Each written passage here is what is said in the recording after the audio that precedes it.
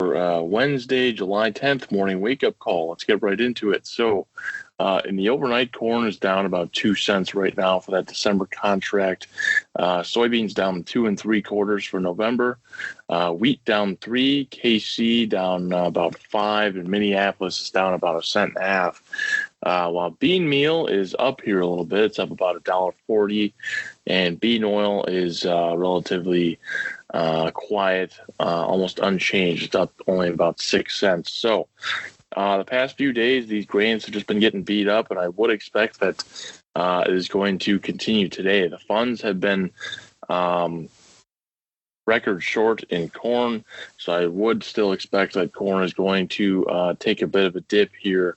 So at what point are people going to start going long? I know some people have been looking at buying some call options out in December and things like that to cover some short positions, but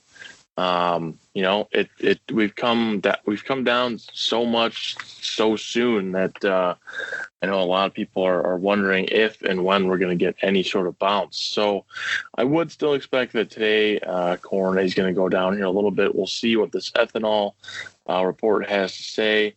It's sort of been mixed here the last few weeks. So I think it's going to be relatively quiet. If anything, it might go down here a few cents today. So moving over to the beans, I think you're going to see a little bit of the same thing unless bean meal or bean oil can kind of do some of the heavy lifting. With beans being down 3 cents, we'll just have to see if meal can get any sort of strength, and maybe you could take the beans with them. But this is another market that has just been it's been getting beat up here this week. The funds have been beating it up. The weather has not been the friendliest either. There is a lot of rain in the forecast.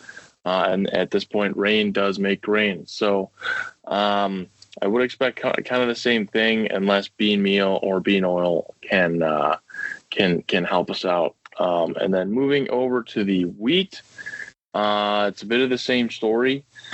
Being down 3 cents right now, we're still at sort of a price disadvantage over Russia, kind of what's happening over there.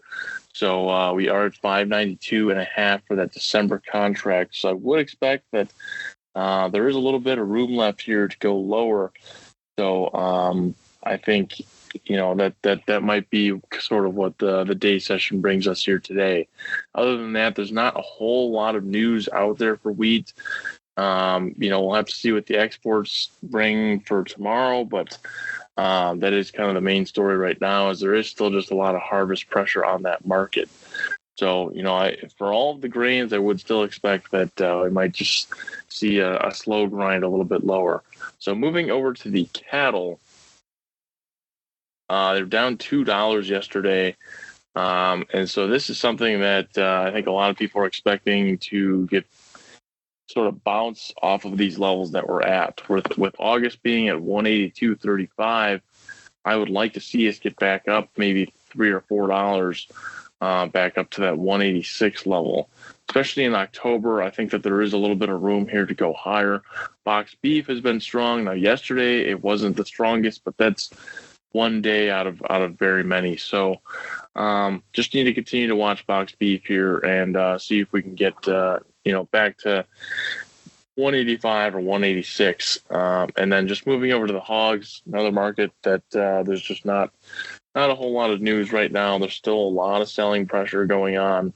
And seasonally, there was, it is the time that people are going to be selling that December contract. So, I don't think it's a bad time to be going long, but I think it's important that you know your risk in that market, because I think there are still going to be a lot of people that are going to be selling it. So for today, I think maybe we get some sort of bounce, but we will just have to see. So if anyone wants to reach me, feel free to call me directly at 815-578-6173. This is Teddy Tarvis with your Wednesday, July 10th morning wake-up call. All right. Thanks, everyone.